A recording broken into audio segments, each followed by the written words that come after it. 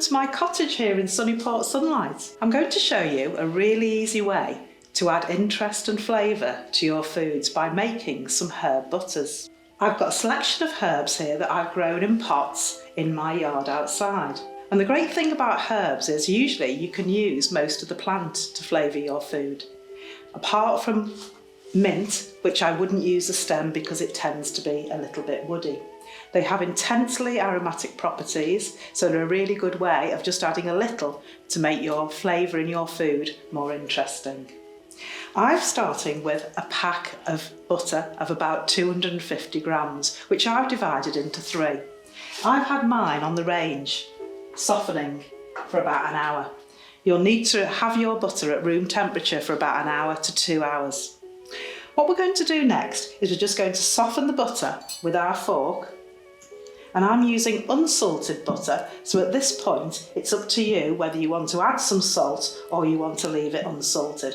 I'm going to add just a little 1/4 teaspoon of sea salt into my butter, and I'm going to mix that all together. This first butter I'm going to make works really well with fish and meat and vegetables, and I'm going to add some thyme. This is what the thyme looks like when it's growing in my pot, and all I've done is I've gone down the stem the opposite way that it's growing, and I'm going to add probably about a teaspoon into my butter. I'm just going to sprinkle it in, and then I'm going to make sure it's well mixed into the butter and evenly distributed. Just going to add a little bit more thyme. A citrus flavour that works really well with thyme is lemon. So I'm just going to take my lemon and I'm going to use a fine grater just to grate the rind into the butter. It's a really nice way of experimenting with different flavours. So when you try yourself at home, you can either use more lemon, you might like to use lime, and you might even give a squeeze of lemon into your butter to make it even more fragrant. Just put that to one side, put that in there. And again, I'm going to mix it well to make sure it's all mixed together.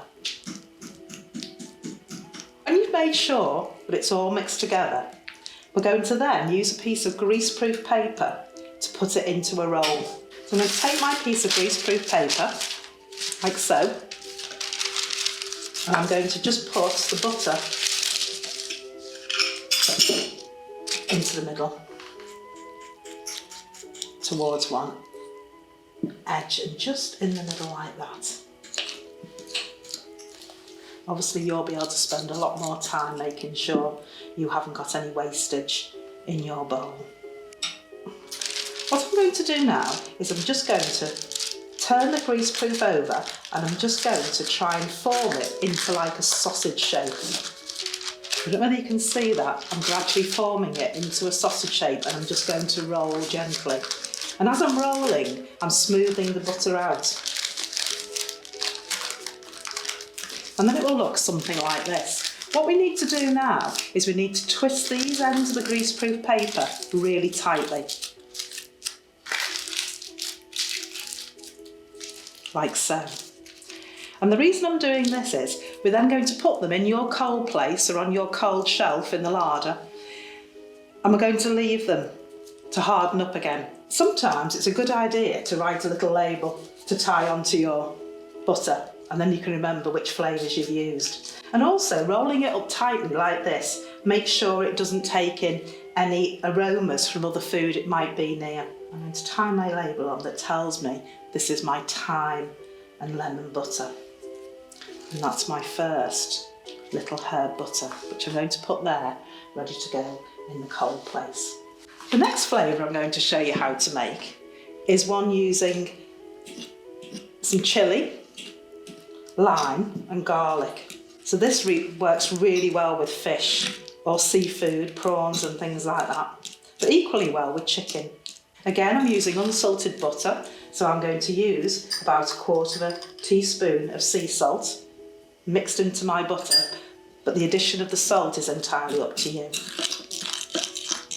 Adding the garlic That's entirely up to you whether you want to use a lot or just a little.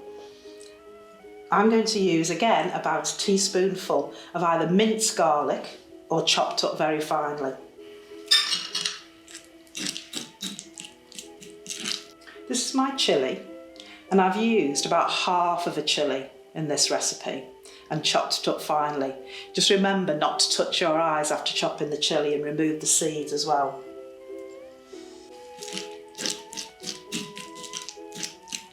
This is a really nice one with the addition of the chilli because you get a lovely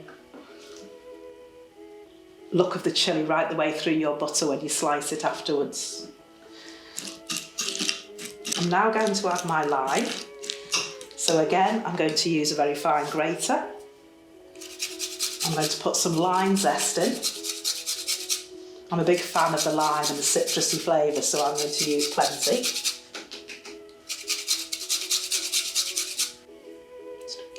There. And for this one, I'm just going to give a slight little squeeze of lime juice as well, just about a teaspoon. I'm going to mix that all together. So again, I'm going to use my greaseproof paper. And it's really handy if you've already cut it up into little sections like this to then put your butters on. So as before, I'm going to put it towards the middle of one side, making sure I'm not wasting any of my ingredients and flavours, like that. And I'm going to roll over my greaseproof paper, and as I roll, I'm going to spread it out a little bit to make my sausage shape. I'm bringing the greaseproof paper in quite tight to get a nice shape, because this helps when you're going to cut it and present it. Maybe present it on a plate with some crackers or some home-baked bread, if you don't want to use it in your cooking. So again, I'm twisting the ends really tightly to stop it tainting any other food or taking in the flavours of any other food. Tie my label on to tell me that this one was my garlic, lime and chilli. And then it's ready to put in my cool place again.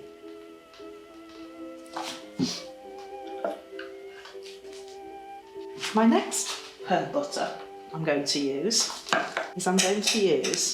some chives. They have a slight oniony flavour, so they work really well with things like potatoes or other vegetables.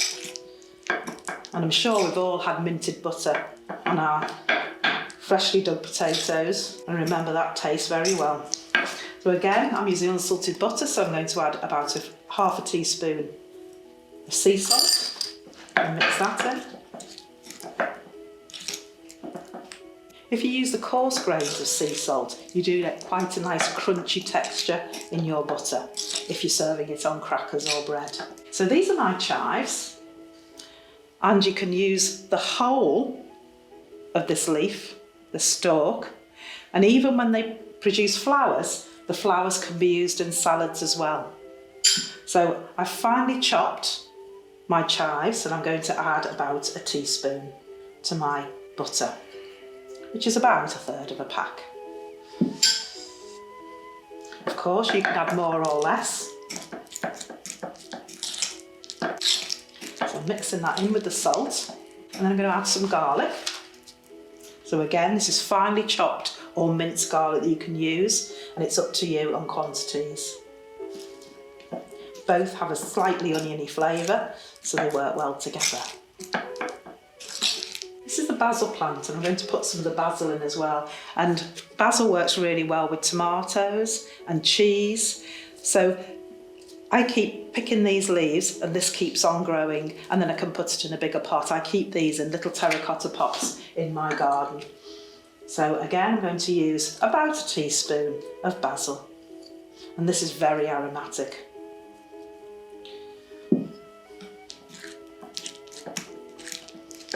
I've probably haven't chopped this as finely as some of the other things, so again this will show in your butters when you come to serve them and slice them.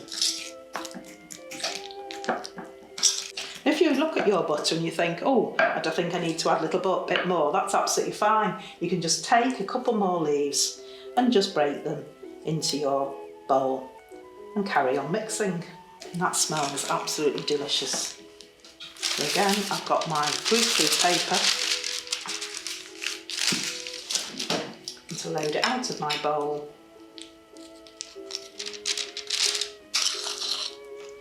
Like so. And to roll my greaseproof paper over and again form that roll, making sure it's nice and tight and a nice even shape.